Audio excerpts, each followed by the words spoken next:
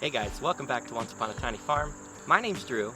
In today's video, I want to give a quick overview and tour of our 400 square foot garden that is flourishing right now. And I want to take you guys around at how everything is doing and how my plan for this 400 square foot garden has been going.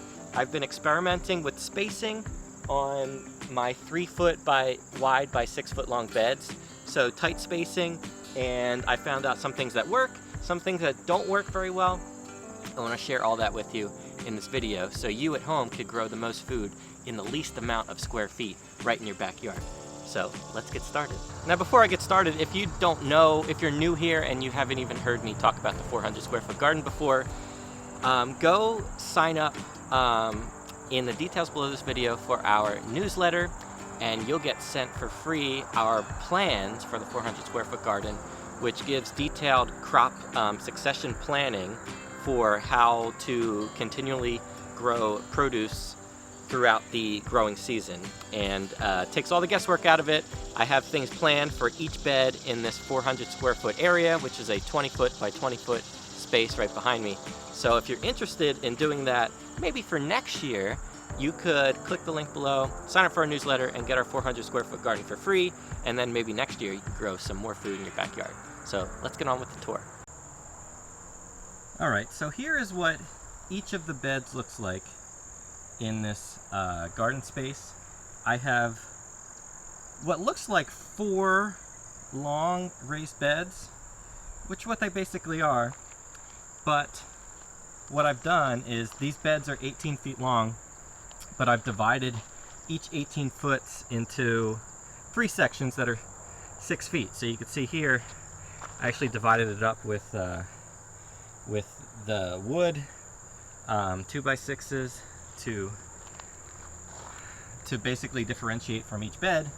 I haven't done that in this bed or this bed, but I have done it in these 2 beds, and I really like how that looks. So by the end of the year, I'm going to have all the beds separated like this. The reason that I broke up the 18-foot beds into 3-foot sections is so we could make a plan to grow lots of different kinds of things in different sections of each bed, and to always be planning and planting for the future, and always have different things to harvest throughout the year. So that's the goal with the 400 square foot garden. So we have 3 times 4, so we have 12 essentially 3x6 raised beds in this system that I'm doing here.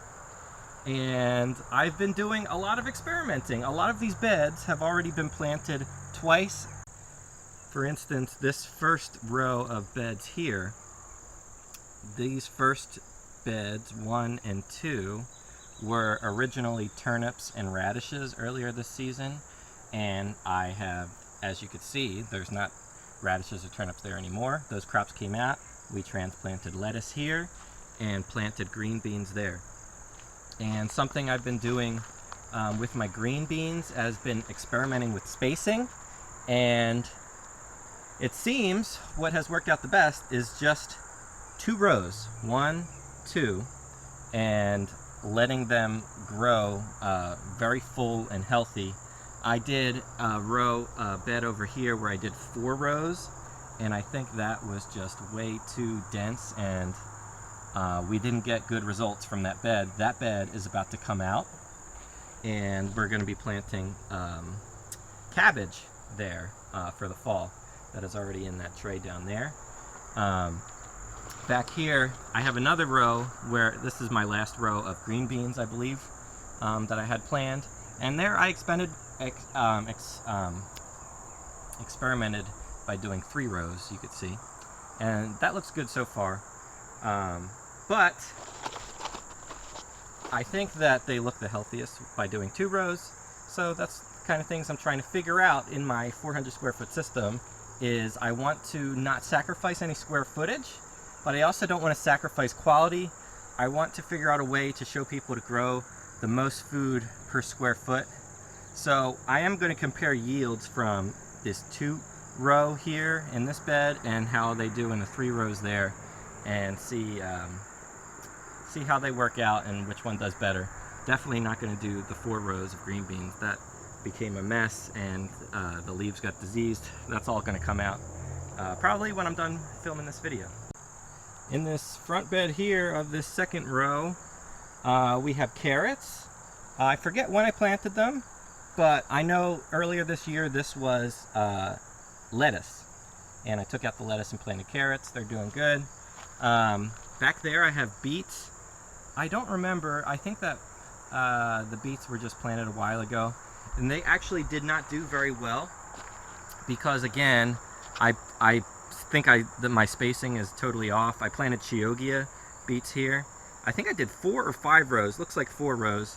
I think beets will do better with 3 rows, which I just planted in this bed here. You can't see, but they have germinated 3 rows of beets. So I'm going to compare. The yields are definitely going to be better from there. They'll get better airflow and more room to grow. Back here I have carrots. They're going to be harvested in the next week or 2. That is a rainbow carrot variety back there. And I pulled a couple the other day and they look pretty good, but they can grow a little bit bigger. So excited to pick from the rainbow carrots.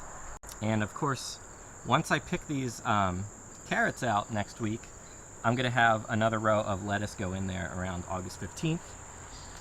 And then moving forward over here to this row, we've got our onions, and I'm very happy with how these onions are doing. They're not ready yet, as you can see. I have 2 varieties. The red varieties are called Rosa di Milano, and this one, oh my gosh, it's escaping me, of course, because I'm talking right now. This variety from Baker Creek, I got them. They can grow huge sizes. Oh, Alsa Craig, that's what they're called. The white onion. They're all starting to bulb up. But they're still on the smaller size, but they look very good. They look very healthy. I've had to weed this row constantly, especially weeding around the bulbs because they don't want to compete with weeds. But I think we're going to have a nice bed of onions here. Maybe in the next 2-3 weeks, I'll let these bulbs grow as big as they're going to get, and we will harvest them, and we'll be good to go. Now this bed right here is the biggest experiment of all that I've done, and it's worked pretty well, but I think I went a little too far. I'll explain what I did here. So I tried doing the 3 sisters planting method that the Native Americans used to do. So I planted corn, and I interplanted the corn with green beans. I did 3 rows of corn, 1, 2, 3. In between each row of corn, I did green beans, and along the edges on each side I did 2 or 3 plants of squash. I think I did acorn squash. Maybe I need to experiment more with the timing on that. I think I did pretty good with the timing actually, but now that the squash is growing kind of crazy, it's just a little bit too much for a 3-foot by 6-foot raised bed. So besides this bed being full of stuff, I mean, the goal that I said was to help people show and experiment on finding ways to grow the most food in the least amount of space. So I really pushed that in a 3-foot by 6-foot bed. But I think for the future, what I'm going to do, the green beans interplanted with the corn did excellent. That was excellent. But the squash is just too much. But the corn did really well. I'll have to look back at the video where I planted these. I started these in seed trays and transplanted the corn, and they were really, really healthy starts. And some of these ears of corn look like the best sized ears of corn that I've ever grown. I've always had trouble with corn. And they say you really need to hand pollinate when you're doing a small block of corn like this. And I did try to do that a little bit, but I think I may have been late in timing the hand pollination. So we're actually going to open some of these ears of corn right now because they all look like they're done. And I hope that we have some good ears of corn to show you guys. So let's look right now and see how we did.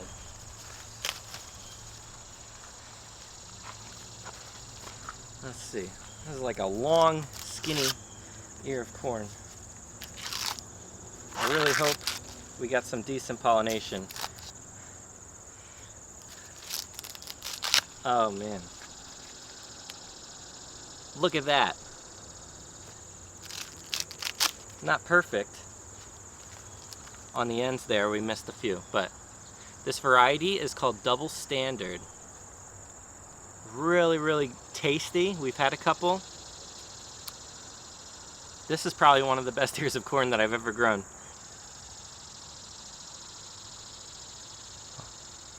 Now I think I only have like 27 or 30 ears of corn. I think it was like 27 ears that I planted. So this isn't going to feed you for a super long time. All this does is make me want to grow a bigger plot of corn for next year, and I plan to do that. But it's good. We grew corn.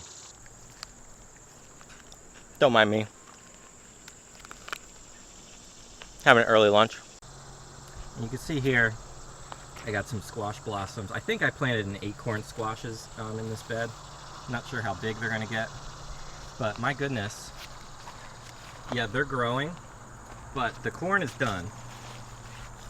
All the corn looks pretty good. Oh, there are a lot of ants on that.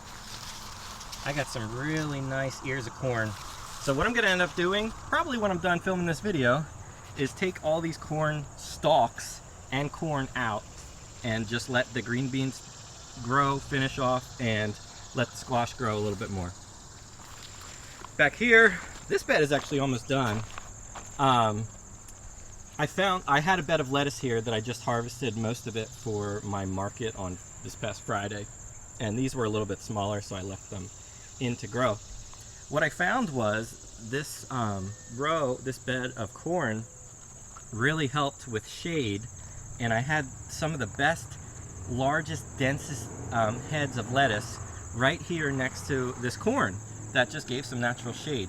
So that was a benefit that I didn't realize or plan on, but that's something I'll probably continue in future years, iterations of this garden, because this was all throughout, growing in the ground all throughout July.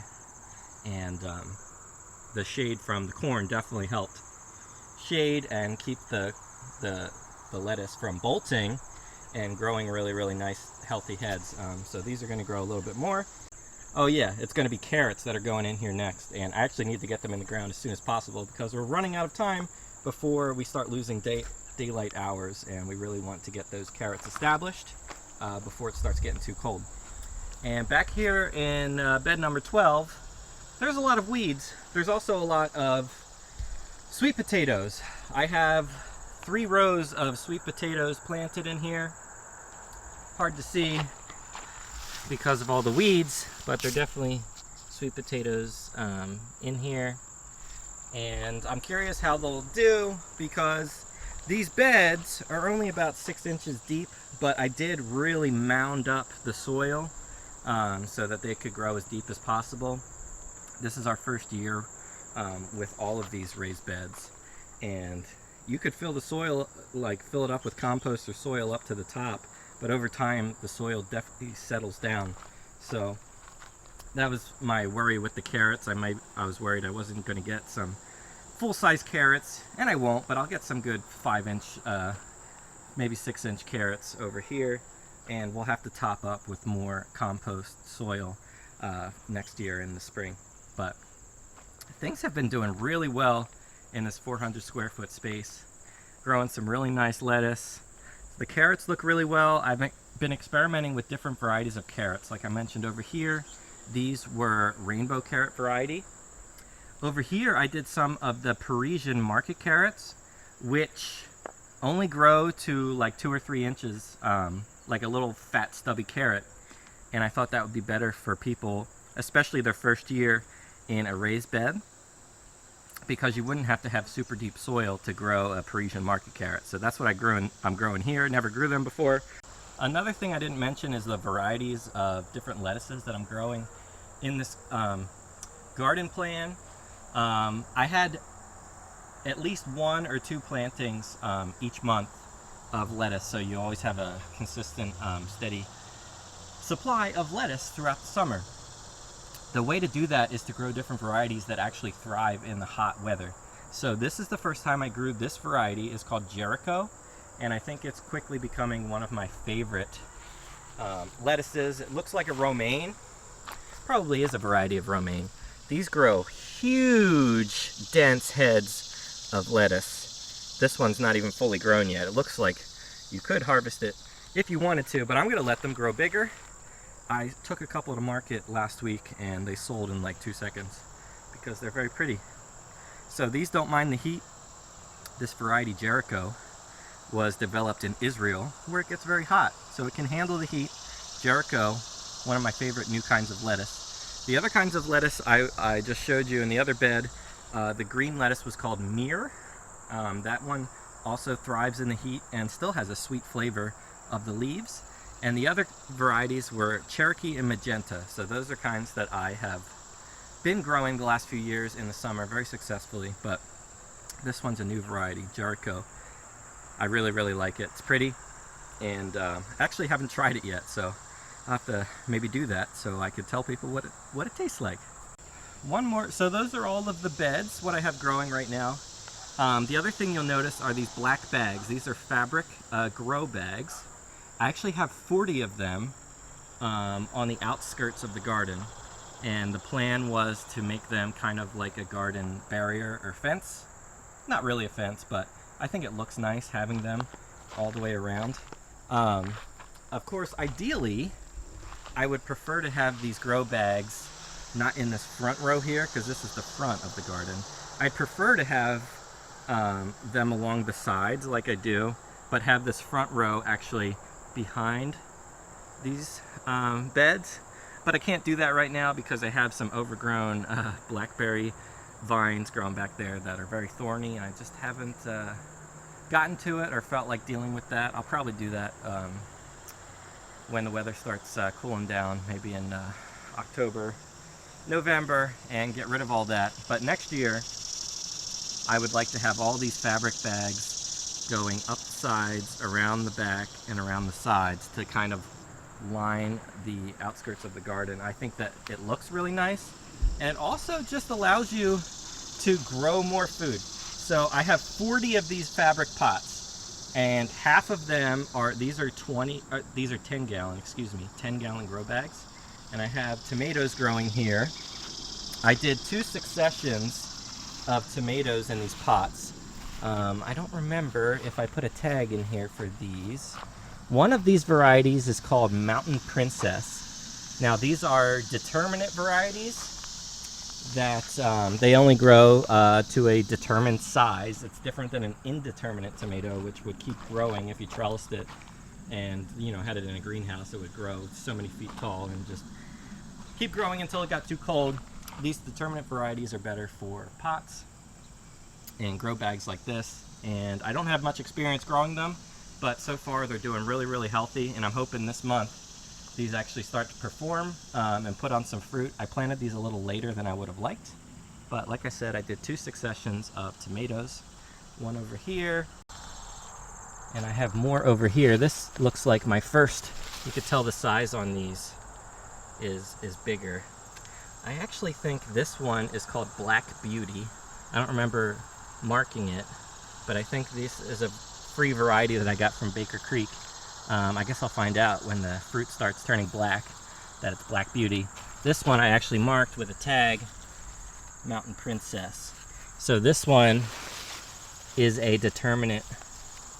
This is a determinate variety slicing tomato, and that's what I have in these other bags here. These are actually really healthy looking tomatoes. As you can see, I didn't put any trellis or stake on them. Maybe I should have, I could have easily, but I'm just letting them grow. They look really healthy. I don't see any damage on the leaves from blight or anything like that. So I'm hoping they're starting to put on some fruit from those flowers. And yeah, I'm excited to get some tomatoes. Maybe next year I'll plant them a little bit sooner. Now here, these plants look like they might be done soon, but I have another container variety. Now these are in a 5-gallon grow bag. I have 5 pickling cucumbers in here. Let's see if I have any. Of course, it's really small. We pulled quite a few pounds off of these plants of pickling cucumbers. They look like they might be winding down.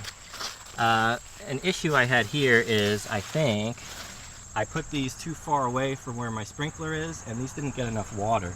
So they might have lasted longer. Here is a good one.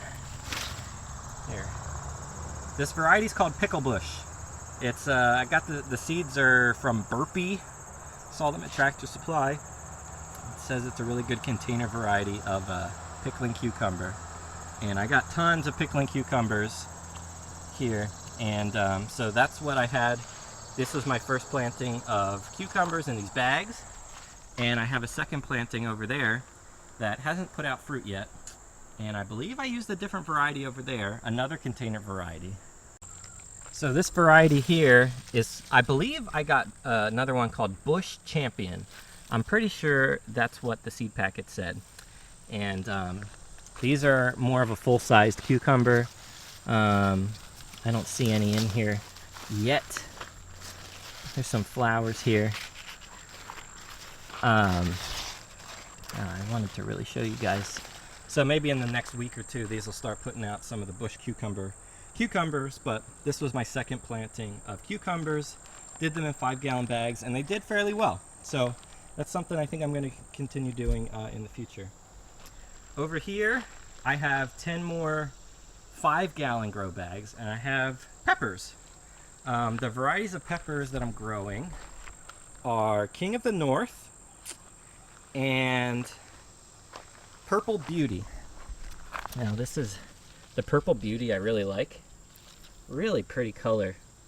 Of course they haven't been on the larger size, and I'm not sure if that has to do with the variety or just the fact that maybe I don't have enough nutrition for them in these pots. Maybe I need to top up on some soil and amendments for next year. This one is the King of the North variety. It's supposed to handle the colder temperatures in the fall better than other varieties that we get here in the north. So this one looks to be performing very well. But we've got lots of Purple Beauty peppers, and I really like them. They have good flavor too. One last thing that I planted in these 10-gallon grow bags, I had in the spring, I did 10-gallon bags of potatoes, and I did a variety Yukon Gold and Norland Red. And then when they were done early July, then mid-July, I planted 10 more bags of potatoes for the fall. So these are actually Kennebec. I really like these. I grew a few of the Kennebecs in the spring, but I think the yields have been pretty good, and I really like the way that these potatoes have looked. So I love growing potatoes in these fabric pots. I just seem to do better than planting them directly in the ground. So this is my second succession planting of potatoes. So we'll harvest these in October before the first frost. All right, guys. That was my 400 square foot garden. I just wanted to give a quick tour, a midsummer tour of how everything is going in there. Really happy with the corn. The bed of corn did outstanding. That was the best looking corn that I've ever grown. And I didn't even really hand pollinate it too. I hand pollinated it a little bit, but I know I didn't get all of the cobs. But I'm gonna see after I'm done here. I'm gonna pull the rest of the corn off and take a look and see how they look. But that looks great. Probably won't do the squash in there with that in future years. That was a little bit too much for the bed, but I'm gonna take that corn out, like I said, and just let the squash go nuts. But everything's doing good. I'm really happy with how my little crop plan has been going. I've adjusted it quite a few times. It's my first year, as I said, experimenting with this kind of crop plan. For here, some things have taken a little bit longer than I planned to. Some things I didn't get out of the ground when I needed to, and I was a few days or weeks later planting some things. So everything's not perfect, but the plan really helps you when you're feeling overwhelmed, when the weather's really hot and everything is ready to be harvested all at once. It can be very overwhelming for a backyard farmer, but I really like having a plan. And my very first few years farming, gardening in my backyard, I didn't have a plan. I was just planting, throwing seeds around, like most of you probably are, and I still do that too, but having a plan really helps make your life a lot easier and less stressful, so that's what I'm trying to do by making a plan for this 400 square foot space. And yeah, I'll give you more updates as the season goes along, maybe in the fall. Thank you guys for watching. Feel free to subscribe to our channel if you're new here. Really appreciate that. And like this video too, if you found it helpful in any way. I'd appreciate that. Also, alright, that's going to wrap up this video. I'm starting to sweat quite a bit. It's going to be a very hot day. So I'm going to go inside and air conditioning. Thanks for watching. We'll see you next time.